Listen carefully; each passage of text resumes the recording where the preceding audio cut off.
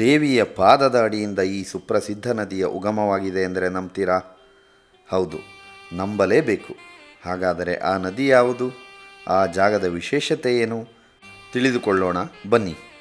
ನೀವು ಇನ್ನೂ ಪ್ರದಕ್ಷಿಣಾ ಚಾನಲನ್ನು ಸಬ್ಸ್ಕ್ರೈಬ್ ಮಾಡಿಲ್ಲ ಅಂದರೆ ತಕ್ಷಣ ಸಬ್ಸ್ಕ್ರೈಬ್ ಮಾಡಿ. ಇಂತಹ ಹಲವಾರು ಕ್ಷೇತ್ರಗಳ ಪ್ರದಕ್ಷಿಣೆಯನ್ನು ಒಟ್ಟಾಗಿ ಮಾಡೋಣ.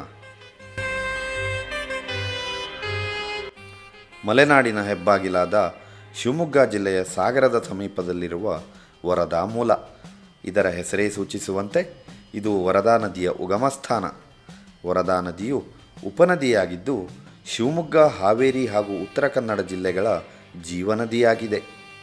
ದಂತಕಥೆಯೊಂದರ ಪ್ರಕಾರ ರೌದ್ರ ರೂಪವನ್ನು ತಾಳಿದ್ದ ಶಿವನನ್ನು ಸಮಾಧಾನಪಡಿಸಲು ಮಹಾವಿಷ್ಣುವು ತನ್ನ ಶಂಖದಿಂದ ಭಾಗೀರಥಿ ನದಿಯ ಜಲವನ್ನು ಶಿವನ ತಲೆಯ ಮೇಲೆ ಅಭಿಷೇಕ ಮಾಡುತ್ತಾನೆ. ಈ ಅಭಿಷೇಕದ ನೀರಿನಿಂದಲೇ ವರದಾ ನದಿಯು ಉಗಮವಾಗುತ್ತದೆ.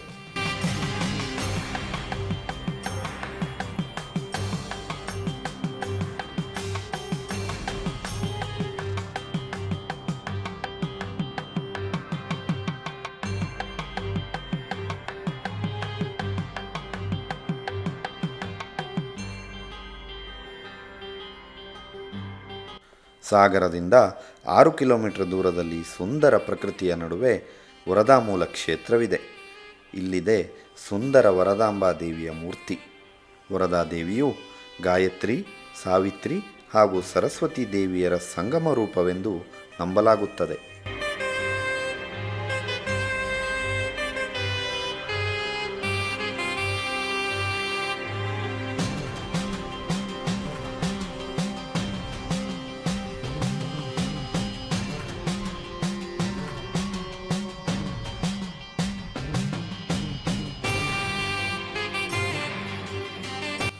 ಈ ಕ್ಷೇತ್ರದ ಇನ್ನೊಂದು ವಿಶೇಷತೆ ಎಂದರೆ ಚಕ್ರತೀರ್ಥ ಮತ್ತು ಲಕ್ಷ್ಮೀತೀರ್ಥ ಎಂಬ 2 ಸುಂದರ ಕಲ್ಯಾಣಿಗಳು.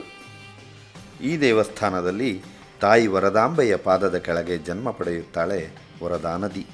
ನಂತರ ಅಲ್ಲಿನ ದೇವಸ್ಥಾನದ ಹೊರಗಿರುವ ಲಕ್ಷ್ಮೀತೀರ್ಥ ಕಲ್ಯಾಣಿಗೆ ಬಂದು ಸೇರುತ್ತದೆ. ಅನಂತರ ಲಕ್ಷ್ಮೀತೀರ್ಥದ ಬಲಭಾಗದಲ್ಲಿರುವ ಸರ್ವತೀರ್ಥ ಎಂದು ಕರೆಯಲ್ಪಡುವ ದೊಡ್ಡ ಕಲ್ಯಾಣಿಗೆ ಹರಿಯುತ್ತಾಳೆ. ಈ ದೊಡ್ಡ ಕಲ್ಯಾಣಿಯಲ್ಲಿ ಒಟ್ಟು 24 ತೀರ್ಥಗಳು ಉಗಮಿಸುತ್ತವೆ. ಆದ್ದರಿಂದ ಈ ಕಲ್ಯಾಣಿಗೆ ಸರ್ವತೀರ್ಥ ಎನ್ನುತ್ತಾರೆ. ವರದೆಯು ಸರ್ವತೀರ್ಥದಿಂದ ಹೊರಗೆ ಸಣ್ಣ ಮಾರ್ಗದ ಮೂಲಕ ವರದಾ ನದಿಯಾಗಿ ಹರಿಯುತ್ತಾಳೆ. ವರದಾ ಮೂಲದಲ್ಲಿ ಉಗಮಿಸಿ ಪಶ್ಚಿಮ ಘಟ್ಟಗಳ ಮೂಲಕ ಬನವಾಸಿ, ಹಾವೇರಿ ಜಿಲ್ಲೆಗಳಲ್ಲಿ ಹರಿದು ನಂತರ ಬಳ್ಳಾರಿ ಜಿಲ್ಲೆಗೆ ಪ್ರವೇಶಿಸಿ ಗಳಗನಾಥ ಎಂಬಲ್ಲಿ ತುಂಗಭದ್ರಾ ನದಿಯನ್ನು ಸೇರುತ್ತಾಳೆ.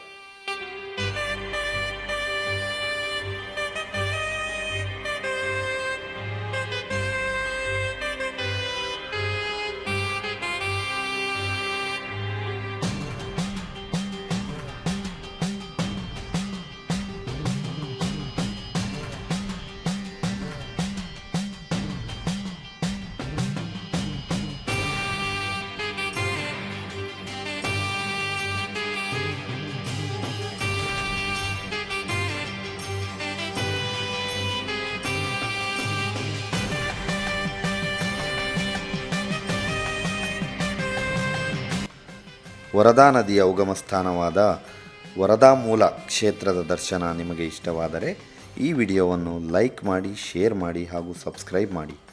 ಈ ದೇವಾಲಯದ ಬಗ್ಗೆ ನಿಮ್ಮ ಅನುಭವ ಅಥವಾ ಅಭಿಪ್ರಾಯವನ್ನು ಕಮೆಂಟ್ ಮೂಲಕ ನಮಗೆ ತಿಳಿಸಿ.